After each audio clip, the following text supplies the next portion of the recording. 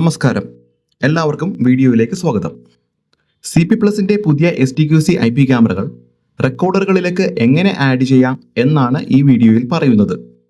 നിലവിൽ മാർക്കറ്റിലുള്ള റെക്കോർഡറുകളിൽ STQC IP ക്യാമറകൾ ഓട്ടോമാറ്റിക്കലി ഡിറ്റക്റ്റ് ആകുന്നതല്ല. STQC ക്യാമറകളുടെ IP അഡ്രസ് കാണുന്നതിനും അവയുടെ പാസ്വേഡും IP അഡ്രസ്സും മാറ്റുന്നതിനും CP+ന്റെ പുതിയ IP ഫൈൻഡർ ടൂൾ ഉപയോഗിക്കണം.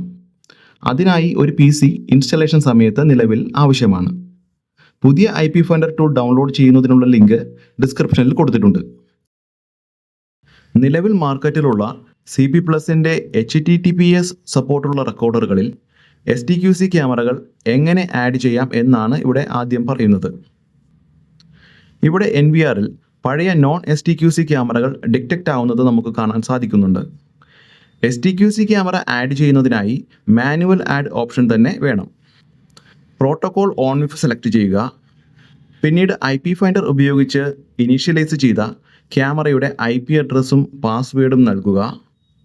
അതിനുശേഷം എൻക്രിപ്ഷൻ ഓപ്ഷൻ ഓൺ ചെയ്യുമ്പോൾ പോർട്ട് നമ്പർ HTTP പോർട്ടായ 80ൽ നിന്നും HTTPS പോർട്ടായ 443ലേക്ക് മാറുന്നത് നമുക്ക് കാണാം. അവസാനമായി സേവ് നൽകി വെയിറ്റ് ചെയ്താൽ ക്യാമറ ഓൺലൈൻ ആകും.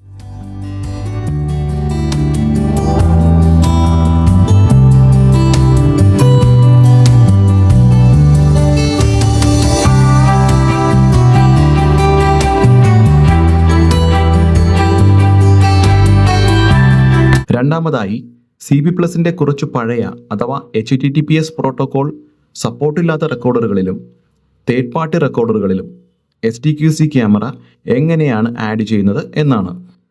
ഇതിനായി camera internet explorer, Google Chrome പോലുള്ള ഏതെങ്കിലും ഒരു ബ്രൗസറിൽ ഓപ്പൺ ചെയ്ത് സേഫ്റ്റി സെറ്റിങ്ങിൽ ചെന്ന് RTSP/TLS എന്നുള്ളതും HTTPS എന്ന പ്രോട്ടോകോൾ സപ്പോർട്ടും ഡിസേബിൾ ചെയ്ത് സേവ് ചെയ്യണം.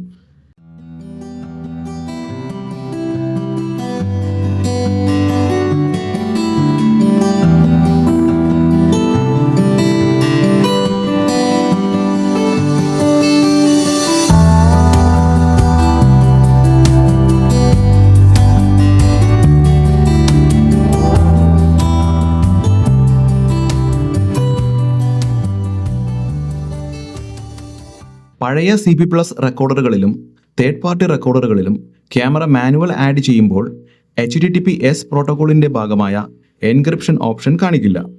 അതിനാൽ തന്നെ ഡിഫോൾട്ട് HTTP പോർട്ട് നമ്പറായ 80ൽ തന്നെ ക്യാമറ ആഡ് ചെയ്യാവുന്നതാണ്. ബാക്കി പാരാമീറ്റേഴ്സായ IP അഡ്രസ്, പാസ്വേഡ് എന്നിവയെല്ലാം തന്നെ ക്യാമറ IP ഫൈൻഡർ ടൂൾ ഉപയോഗിച്ച് ഇനീഷ്യലൈസ് ചെയ്തപ്പോൾ നൽകിയത് തന്നെ നൽകിയാൽ മതി.